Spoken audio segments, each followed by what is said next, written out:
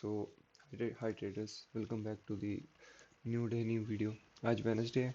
कल आज मॉर्निंग में काफ़ी इंटरेस्टिंग रहा था क्योंकि यूएस एंड ईरान का थोड़ा 2 वीक्स का सीज़ फायर हो गया है। मैंने बोला था कि हाई चांसेस थे कि सीज़ फायर होने के, क्योंकि एक बार हम इस पे पहले कल के ट्रेड्स जो मैंने लिए में वो डिस्कस करेंगे बाद में। पहले एक बार यूएस ऑयल पे ही चलते हैं। यूएस ऑयल का अब देखो, ये मैंने आपको मंडे की वीडियो में बताया था कि देर हाई चांसेस कि सेल ऑफ आ सकता है यूएस ऑयल में। एंड इसका एक ही रीज़न था, क्योंकि लास्ट टाइम जब ट्रम्प ने यहाँ कुछ बोला था, देखो ट्रम्प एक बिजनेसमैन है before a politician. There are no way वो चाहता था कि अब एक कोइंसिडेंस देखो, प्राइस देखो ऑलमोस्ट 120 बैरल टच कर रहा था यूएस ऑयल का येस्टरडे। सेम पॉइंट जहाँ से ट्रम्प ने बोला था कि हम स्ट्रेट ऑफ हॉर्मुज को कैप्चर करेंगे। ऑब्वियसली यहाँ पे इतनी सेल ऑर्डर पेंडिंग होएंगे स्मार्ट मनी के। एंड प्राइस जब इतना ऊपर जाता है तो यहाँ तो ट्रम्प अनाउंस नहीं करेगा ना कि आई वुड रैदर ब्लास्ट एनर्जी सब कुछ वगैरह ईरान का। तो ऐसा स्पाइक मारना था यूएस ऑयल ने। एंड उतना ही मुश्किल होता है यूएस को सस्टेन करने के लिए वॉर में। तो टेम्परेरी अगर आप देखो, उसने 2 वीक्स का एक टाइप से अपने लिए बफर क्रिएट करा है कि वो पॉसिबली और क्या मैनिपुलेटिव चीज़ें कर सकता है ईरान के साथ, ताकि वो और अच्छे से नेगोशिएट कर पाए अपने टर्म्स पे। तो यूएस ऑयल अभी आपको थोड़ा ड्रॉप करते साइडवेज यहीं कहीं दिखेगा, बट इवेंचुअली मेरे को लगता है कि चलो वो लॉन्ग टर्म है, उसमें बाद में डिस्कस करेंगे कि यूएस ऑयल ऊपर जा सकता है फ्यूचर में। तो कल के ट्रेड्स में आपको बताऊँ, मैंने बीटीसी का आपको ट्रेड बताया था एक यहाँ पे, कि मैं नहीं चाहता प्राइस यहाँ नीचे तक आए इस वाले एरिया पे, क्योंकि तो बुलिश नेचर ख़त्म हो जाएगा कंसिडरिंग मेरे सारे plans crypto and stocks plus gold के लिए पॉजिटिव थे। तो जितना नीचे जाता है वो पूरा आइडिया इनवैलिडेट हो जाता है। And same for US oil, कि वो गिरेगा तो ऑब्वियसली डॉलर भी गिरेगा, तो सब कुछ उसके पॉजिटिव कोरिलेशन में वो अलग ऑपोजिट डायरेक्शन में जाएंगे। तो सेम मैंने यहीं से ट्रेड का बताया था, तो ऑलमोस्ट यहाँ से 4500 पॉइंट्स के ऐप। तो अगर हम अभी देखें तो ये कल की डेली कैंडल क्लोज पे हो गया।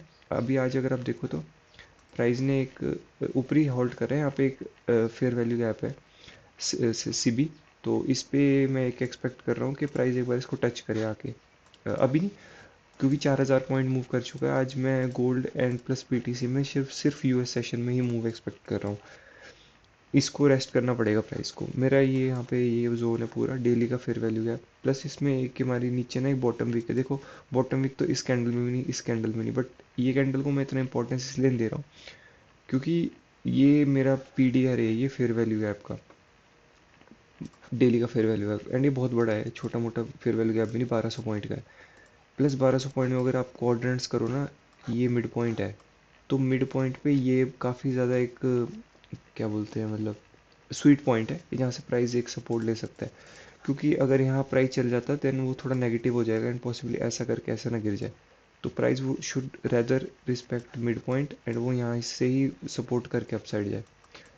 तो ये नहीं चाहता मैं ऐसा कुछ हो, बट ऐसा होगा तो ये मैं इंटरेस्टेड रहूँगा।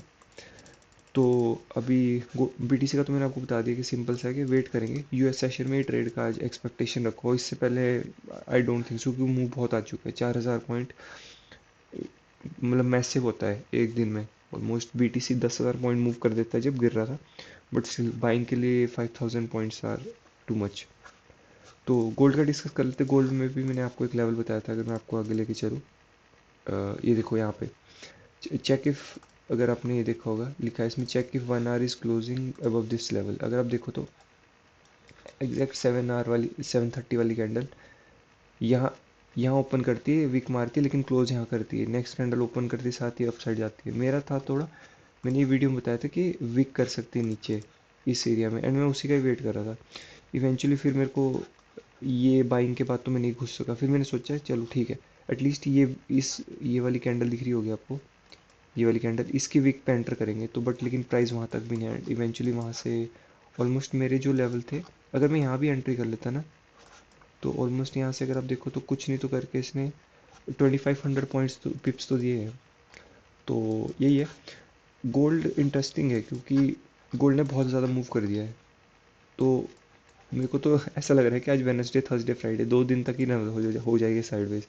बट नहीं, क्योंकि काफ़ी कंसोलिडेशन था ऑलमोस्ट, यहाँ से देखे तो ऑलमोस्ट 6 दिन का, ऑलमोस्ट एक वीक का कंसोलिडेशन तो ही था, तो पॉसिबल चांसेस एक्सपेंशन मिल सकता है।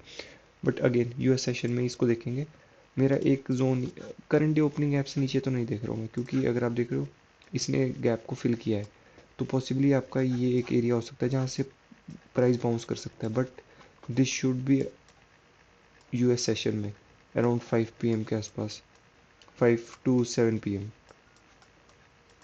के आसपास ही मैं मूव एक्सपेक्ट कर रहा हूँ। तो जो भी होता है मैं अपडेट करूँगा गोल्ड का। अभी मैं इवनिंग में अपडेट करूँ, क्योंकि अभी मैं एक्सपेक्ट नहीं कर रहा हूँ, क्योंकि बहुत इतना एग्रेसिवली प्राइस मूव करता है ना, तो साइडवेज तो होना है इसका पॉइंट।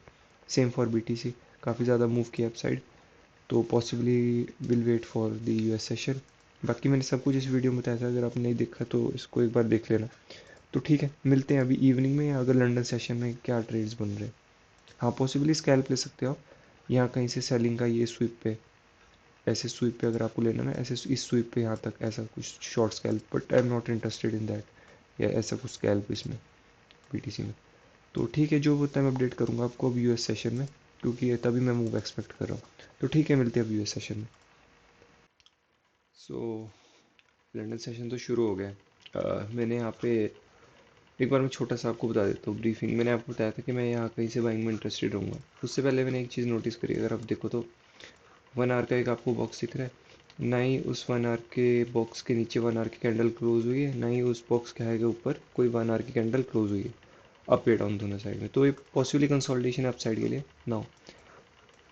देखो, हमारे को इतना पता है कि बुलिश ट्रेंड है, तो मैनिपुलेशन आएगा डाउन साइड के लिए, and that manipulation has to be 4788। अब मैंने यहाँ पे ऊपर ट्रेड क्यों लिया, मैं लॉजिक बताता हूँ आपको। लॉजिक सिंपल है।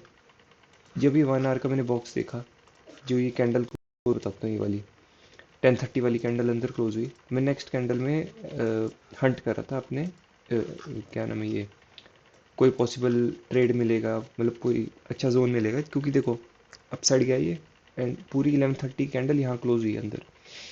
तो आई वॉज प्रिटी श्योर कि ये सब मैनिपुलेशन था, ये बाहर का, दिस वॉज प्योर नॉइज, ये वाली भी नॉइज ही है। एंड हमारे को पॉसिबली एक शॉर्ट स्कैल्प मिल सकता है सेल साइड का, क्योंकि देखो ये रेंज काफ़ी बड़ी है। अगर मैं देखूँ ये रेंज ऑलमोस्ट 500 पिप की रेंज है, तो पॉसिबली एक स्कैल्प ढूंढ सकते हैं 200-300 पिप का, 200-300 पिप का। तो मैंने वट आई वॉज थिंकिंग कि जब ये सेलिंग आ रही थी उस टाइम मैं बीटीसी का ट्रेड भी देख रहा था। मैं बीटीसी का बताता हूँ। तो जब ये 11:30 वाली कैंडल यहाँ क्लोज हुई, यहाँ पे क्लोज हुई, open close, next candle open करते ही वीक फिल करी, बट ये डाउन साइड आने लगा। मेरे माइंड में था ये जोन। क्यों जोन था मैं बताता हूँ आपको। अगर प्राइस इतनी बाइंग के बाद ऐसा वियर्डली चॉपी कर रहा है ना, तेरा हाई चांसेस एक पुल बैक मार दे। एंड क्यों मैं बोल रहा हूँ, क्योंकि 1 आवर का मैनिपुलेशन है ना, यहाँ पे सारी नॉइज़ है, तो हाई चांसेस था इसको एक बार फिर ब्रीच करने आता है। तो मैंने क्या देखा कि ठीक है, बीटीसी का तो मेरा ट्रेड है ही है, अगर गोल्ड अगर यहाँ से भी गिर जाता है, मेरे नहीं आता है इस 1 मिनट के फेयर वैल्यू गैप पे, तो कोई नहीं, I take trade in BTC. वरना अगर चलो बीटीसी का भी मिस हो जाता, तो then I can buy from here, तो निचला जोन तो है ही मेरे पास बाइंग का। तो वोट आई वॉज थिंकिंग कि ठीक है, यहाँ पे साइडवेज हो गया। जब ये कैंडल ना 12:06 की, इसने इतना फास्ट ओपन करा, इसने यहाँ पे थोड़ा नीचे आया, ये अप साइड जा रहा था, एंड इतनी फास्ट रिएक्शन लिया ना, यहाँ से ऑलमोस्ट यहाँ लास्ट के 2 सेकंड में क्लोज हुई, 3 सेकंड में। तो जैसे ही मेरे को रिजेक्शन दिखी, मैंने यहाँ शॉर्ट मार दिया। आपको दिखाता हूँ, ओपन टाइम इज़ 12:07, ये वाली कैंडल थी 12:07 की, ये नेक्स्ट कैंडल मतलब ओपन करते ही मैंने शॉर्ट कर दिया, एंड एक्चुअली मेरा उसके ऊपर का था, तो ऑलमोस्ट मैं $60 लेके निकल गया इसमें। मेरा निकलने का रीज़न भी बताता हूँ मैं। मेरा था आइडियल कि मैं यहाँ तक होल्ड करूँ। अब मैं इसको यहाँ तक क्यों नहीं होल्ड करा, मैंने यहाँ तक क्यों होल्ड किया। एक चीज़ है कि यूएस सेशन में ही मैनिपुलेटिव मूव आएगा, मतलब ये लिक्विडिटी स्वीप होगी, तो देर हाई चांसेस कि मार्केट यहीं से कुछ चॉपी चॉपी करके मेरा ऐसे उड़ाए, कुछ ऐसे करे, एंड यहाँ जो आएगा ये 6 PM के राउंड स्वीप आए, एंड यहाँ से लॉन्ग उठाऊंगा मैं फिर। तो ये मेरा प्लान था, एंड इसी रीज़न से मैंने ट्रेड भी क्लोज कर दिया। एंड आपको दिख रहा है अभी चॉपी हो रहा है, एंड मैं चाहता हूँ इसको चॉपी हुए, क्योंकि it has to take this liquidity at around 4 से 6 PM के बीच में। 4 से 6 रखते हैं अराउंड, इस पे ज़्यादा प्रेफर करूँगा कि 6 PM के राउंड मैनिपुलेटिव मूव है। एंड बीटीसी का बता देता हूँ, B T C too has to come at this level, यहाँ पे क्योंकि मैंने आपको बताया डेली का फेयर वैल्यू क्या है, प्लस 1 आवर की 15 मिनट की वीक नहीं है उसकी कैंडल की, प्लस अभी वाली 15 और 5 की भी वीक नहीं है। यहाँ पे मेरा शॉर्ट का ट्रेड क्यों बन रहा था, मतलब इस जोन में मैं आपको बताता हूँ क्यों। यहाँ पे आपको दिख रही होगी 5 मिनट की कोई टॉप वीक नहीं थी, प्राइस ने ठीक है रिजेक्शन लिया, ओपन करते अप गई, ठीक है। यहाँ पे भी मैं सेल ले सकता, नहीं लिया।